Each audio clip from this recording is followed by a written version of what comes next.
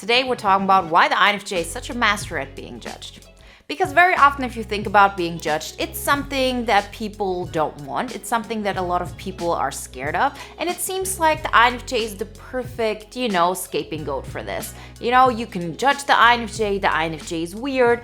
And very often, not just in our perspective, but also in other people's perspective, this is something that nobody wants. Nobody wants to be judged. But if you really look at it from a holistic standpoint, if you really look at it from the INFJ vision perspective, then being judged is exactly what we need. Because there's nobody in this world who's achieved anything out of the ordinary that hasn't been judged. It's actually about being able to be judged and not let this sway you away from your path. That's the superpower, and that's what INFJs are so amazing at. We just have to recognize it and see it for what it is, which is a positive skill. So today we're looking into 5 reasons why the INFJ is such a master at being judged and how we can use this amazing skill to our advantage. Before we get started, one last reminder, you only have time until tomorrow to join this INFJ Epic Live Bootcamp round. We have our first live call tomorrow, May 13th. So make sure you join until then because we don't have any late admissions. Join the hundreds of INFJs who've gone through bootcamp so far and have really transformed their lives.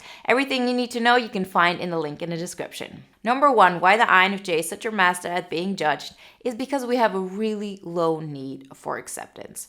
Very often you think of INFJs as people who are outsiders, people who are weird. But if you really think about it, the reason why we get to be weird, the reason why we get to be different is because we are okay with that. Like we would rather choose to be authentic than go with the masses. Because every single person has attributes about them that are not socially 100% acceptable. Every single one. I don't care what kind of personality type you are. If you're, the most common one, if you're an ISFJ, every single person has qualities about them that are not accepted by everybody. But most types really dial those down. Most types and most people have learned how to suppress their true selves in order to be accepted. And it's not because they're weak or because there's something wrong with them. It's just that the way their mind works, this need for social acceptance is rather high. It really triggers something different in their brain than it does for us INFJs. And that is the reason why we stay more ourselves for a longer period of time. I'm not saying only INFJs are like this, but INFJs definitely are like this. This is something that I know for sure. So how are we going to use this to our advantage? Well, if we know that the reason we stay weird is actually not because there's something wrong with us, but because we dare to be different, we can use this as confirmation that we can go out on a limb and try out something out of the ordinary. We can start something that hasn't been started yet. We can go down a path that less people have chosen. And because of that, we have the ability to create greatness. Nothing ever happens in your comfort zone. Nothing ever happens by going the default route. And we as INFJs have to really look at our personality as a gift, as something that gives us an opportunity to do the extraordinary. Because if we look at it from the alternative perspective, you will always keep telling yourself, there's something wrong with me, I'm weird, people don't accept me, and you're always going to stay in that hamster wheel that is never getting you to somewhere special. Rather look at it from a perspective of, I can do something extraordinary because my need for social acceptance is rather low. And that's why I can do certain things, although the people around me look at me kind of weird. Like, I can handle it. I'm an INFJ. Reason number 2 why INFJs are such masters at being judged is because we have experience. If you are an INFJ, you have been different all your life and you've stuck to that more than once. And when you've done that, you see that being judged isn't the end of the world. You can handle it. And the more often you do it, the less it becomes a problem. Most people are afraid of taking one step forward because of all of that pain that it all might bring out. But if you've done this over and over again, you just know it's just another day. It's nothing extraordinary. It's nothing I cannot handle. And it's the same steps you've done before, but your emotional reaction gets less and less. Because all of those judgments that we feel, right, they are always based on the judgments we have about ourselves. One typical example that I always like to give is if somebody looks at me and says, "Oh, why do you have brown hair?" Like, that's so, boring. I don't care. That's not a judgment I have about me. So if people think that, I'm not paying attention to that. I'm not aware of that. Like, do you know how many people judge you, you have no idea about? Regardless of the fact that most people don't think about you at all, or me, or anybody else besides them. But, there are people who do judge us on things that we clearly don't care about. But the things that stick out to us, the things that we actually feel, are judgments we have about ourselves. And if you face them, if you take them on, then they will just, disappear, because it's just an emotion and you need to heal it in order to feel it.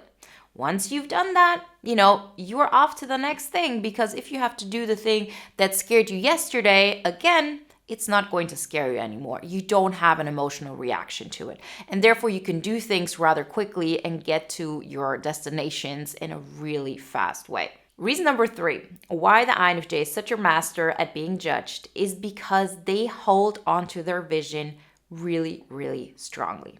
So even if you do feel a lot of judgment, if you experience so much of those emotions that are really uncomfortable, and they might even make you want to quit, there is this other force in your mind, which is your vision. And this vision doesn't feel like, oh, I just see what the future could be. It actually feels like truth. It's like saying, I know what that person thinks. I know who they could be. I know who we could be together. I also know that if I do those 3 steps ahead, this is where I'm going to get to. This is what I'm going to achieve. And I know this because I am an INFJ. I'm not a clairvoyant, but I've done similar steps in the past, and that's where they led me. And in most cases, we will be right. So even if we have, on the one hand, all of those judgments that are coming towards us, on the other hand, we have that vision that is super strong within us, because introverted intuition, is our first function. This is part of our identity. And so we hold on to this so strongly, despite everybody around us maybe not accepting it, not wanting to see it, and so on. And that is one of the reasons why we continuously face judgment, because we know the truth. We know our truth. And no matter what's happening over here, that's not going to change the fact that for us, our vision is the truth, and we're going to hold on to it until we have no other choice. Reason number 4, why the INFJ is such a master at being judged, is because the INFJ is very much connected to their subconscious. What does that mean? Well, the point is that if we feel judgment within us, we actually look a step further. We're not the kinds of people who fear some uncomfortable feeling and just run away. A lot of people do that because they're really disconnected from what is going on within them. The way an INFJ thinks, it's even sometimes difficult for us to recognize what is reality or what is in our mind. The reason for this is because our conscious and our subconscious in so many ways are connected. We're really acting from a place of this holistic understanding of both worlds. And because of that, if we feel some kind of judgment, we actually understand what's going on within us. We understand, oh, I'm feeling this way because years ago I experienced something where I couldn't run away, where I wasn't as strong as I am today, where I was alone, where I felt abandoned. And that's why I'm afraid to take a step forward, because I'm going to face all of those feelings again. Being able to recognize what is really happening behind the scenes helps us to actually stay in the moment, because we know it's healthy and it's what we have to do. We're not just, shying away because something feels uncomfortable. We look into our subconscious to understand what this is all about and what it actually means, and can therefore make logical steps, to move forward that are really based on, stepping over this hurdle of being judged. And reason number 5, why the INFJ is such a master at being judged, is because we understand that being judged has very often nothing to do with us. This has also a lot to do with the fact that we look behind the curtain.